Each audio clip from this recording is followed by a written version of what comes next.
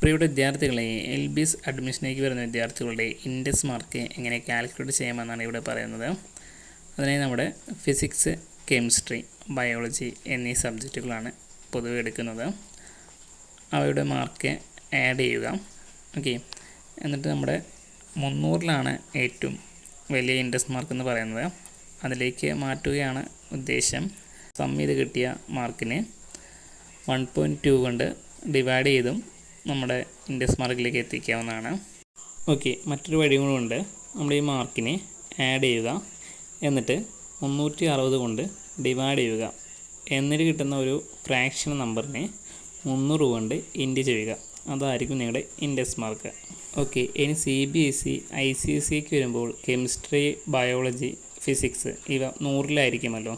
അതായത് അവ അങ്ങനെ ആഡ് ചെയ്താൽ മതിയായിരിക്കും. ഓക്കെ, അതായിരിക്കും നിങ്ങളുടെ ഇൻഡെക്സ് മാർക്ക് എന്ന് പറയുന്നത്.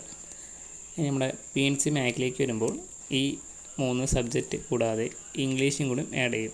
അപ്പോൾ നമുക്ക് 460 സ്റ്റേറ്റ് സിലബസ് ആകുമ്പോൾ വരിക. മറ്റേ CBSE ICSE ആണെങ്കിൽ 400 മാർക്കും. അപ്പോൾ അവർക്ക് ഈ മാർക്കിൻ്റെ ഒപ്പം ഒരു 10%, ആ മാർക്കിൻ്റെ 10% ആഡ് ചെയ്യും.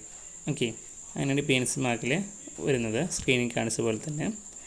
അതിന് അടുത്തതാണ് നമ്മുടെ AMC FSNC കൂടെ വരുന്നത്. അവിടെ എന്ന് പറയുമ്പോൾ നമ്മുടെ ഈ ഫിസിക്സ്, കെമിസ്ട്രി, ബയോളജി അതിന് കിട്ടുന്ന മാർക്കിനെ സ്റ്റേറ്റ് സിലബസിലാണെങ്കിൽ 100-ലേക്ക് കൺവേർട്ട് ചെയ്യണം. എന്നിട്ടാണ് ആഡ് ചെയ്യേണ്ടത്. ആഡ് ചെയ്ത് കിട്ടുന്ന സംഖ്യ ആയിരിക്കും അതിൽ ഇൻഡെക്സ് മാർക്ക്.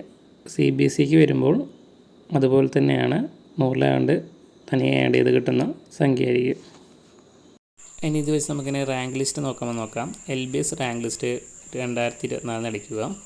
അപ്പോൾ ഇങ്ങനെ ഒരു ലിങ്ക് വരും. അതിൽ റാങ്ക് ലിസ്റ്റ് 1 കൊടുക്കുക. അതിൻ്റെ കോട്ട എന്ന സ്റ്റേറ്റ് മെറിറ്റ് തന്നെ കൊടുക്കുക. അതിനുശേഷം കഴിഞ്ഞ വർഷത്തിൽ വിദ്യാർത്ഥികളുടെ റാങ്ക് ലിസ്റ്റ് നമുക്ക് കാണാവുന്നതാണ്. Index mark based rank list. ഇതിങ്ങനെ സ്ക്രോൾ ചെയ്ത് പോകുമ്പോൾ അതിൻ്റെ അവസാനം താഴെ ഹൊറിസോണ്ടലായി 10 വരെ കാണിക്കും. അതിനുശേഷവും പേജുണ്ട്. അങ്ങനെ അവസാന റാങ്ക് ലിസ്റ്റ് നിങ്ങൾക്ക് നോക്കാവുന്നതാണ് കഴിഞ്ഞ വർഷത്തെ. അത് ബേസ് ചെയ്ത് നിങ്ങളുടെ ഒരു റാങ്ക് ലിസ്റ്റ് ഏകദേശം മനസ്സിലാക്കി വയ്ക്കുക. ഇതായിരിക്കില്ല, കാരണം എക്സാമും എത്ര വിദ്യാർത്ഥികൾ അപ്ലൈ ചെയ്തു എന്നൊക്കെ വെച്ചിരിക്കും നിങ്ങളുടെ റാങ്ക് ലിസ്റ്റ്. അതിൻ്റെ പ്രോസ്പെക്ടസ് വരുമ്പോൾ ചാനലിൽ അപ്ഡേറ്റ് ചെയ്യുന്നതായിരിക്കും. Thank you for watching.